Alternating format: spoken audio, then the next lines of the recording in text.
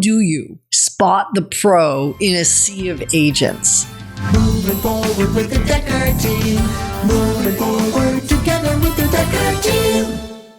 It's been pretty neat that for over 30 years, we've been able to come alongside you, not only selling, buying, and investing in real estate over 3,117 times, but really coming alongside you to build your fun, build your faith, build your fitness, and build your finances, and even strengthen, heal, and flourish inside relationship.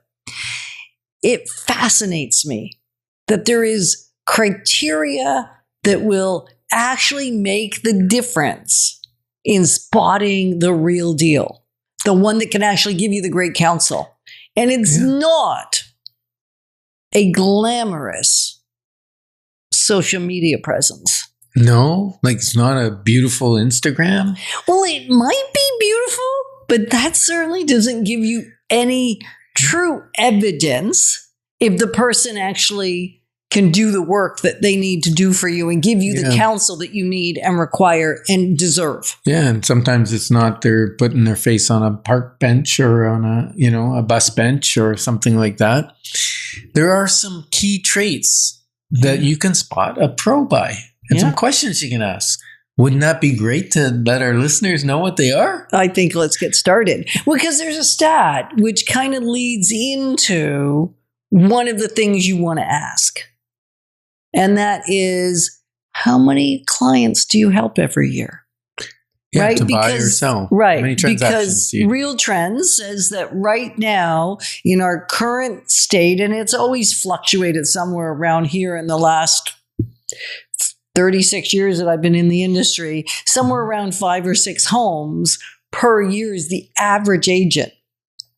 And agents that are doing any quantity of business that creates a pro experience, because that does not give you expertise in the marketplace. 5 or 6 can't do it in a given year. They're sitting at 20, 30, 40, 50, and so on. Yes, transactions per year. But they're also, generally, they've made it past and I know this is sounding harsh for the reality of new people getting into the real estate business. It's a tough business for new people to actually create the volume, to get their expertise. And, well over 50% of agents are out of the business. I think it's a little over 70% are out of the business after 5 years. So if you use the criteria, have you been in business longer than 5 years? They have to have been doing something right to be in business over 5 years. And how many homes on average are you, or how many families are you serving? Are you helping? Are you negotiating on behalf of? Are you coming alongside? How many folks are you guiding during a given year? Yeah. And then another selection thing is like, let's look at, do they have strategic clarity? They're not vague in their enthusiasm, right? Like they're just not they might be excited, but they're not excited just to be excited. They've got something to back them. And then statistics. Yeah. Right? Like the actual stats. Reading the statistics is one thing. Yeah. I think it's quite easy to read a bunch of stats, print off reams of paper, send it to a client, put you on a search. Like that's pretty, anybody can do that. Can they interpret the data? Data fluency.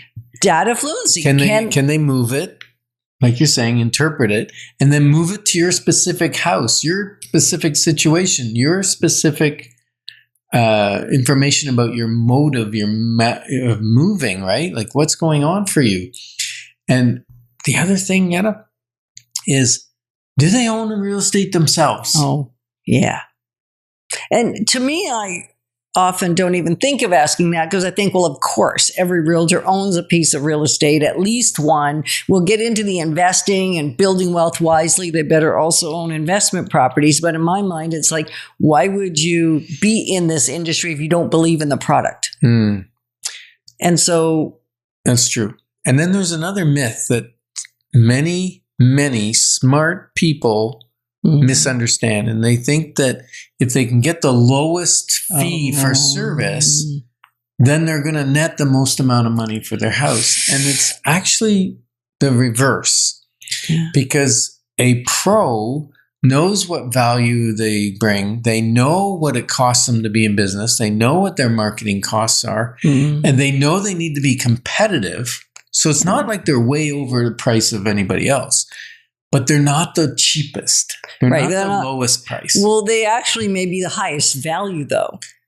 Because they're going to bring more money into your pocketbook, but they're not going to look like the biggest bargain on the planet. Now, I'm going to throw a curveball at you because your hair is very beautiful. Okay. Right? It's quite an interesting style. Yeah. And it takes an expert to be able to create that style and keep it. So the red doesn't fade and all the different things, right? Yeah.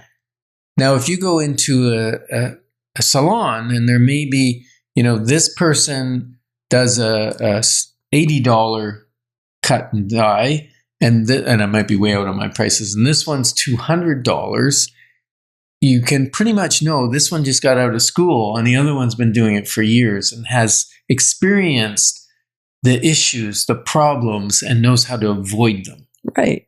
And so just like with hair, the same principle applies to real estate is what you're saying.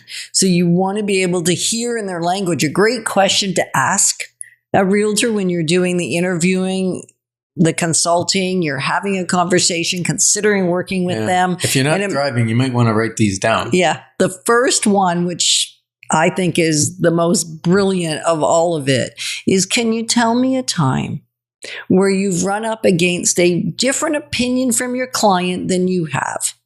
Like, the truth about what's going on in the market. They have a totally different perspective. How did you navigate it? What was it and how did you navigate it? How did you have that conversation?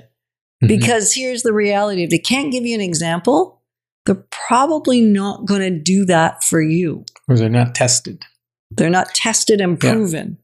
Another one is, what is your negotiating strategy? They should have some idea of how they're going to negotiate on your property based on the market and your property and your motive, your why for moving. How the three things fit together.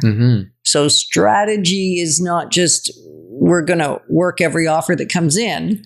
It's, how are we going to specifically for you navigate this scenario? Yep.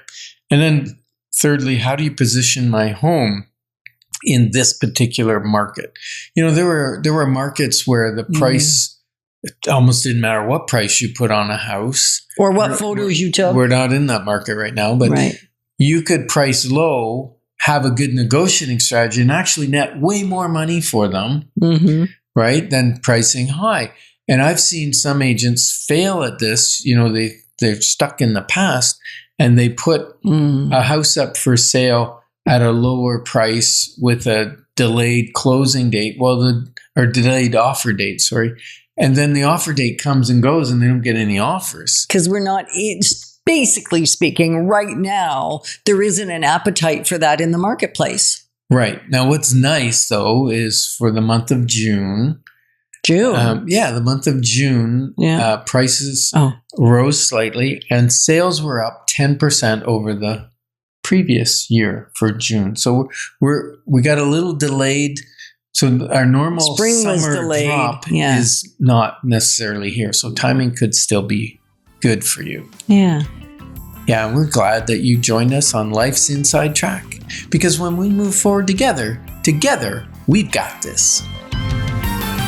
Moving forward with the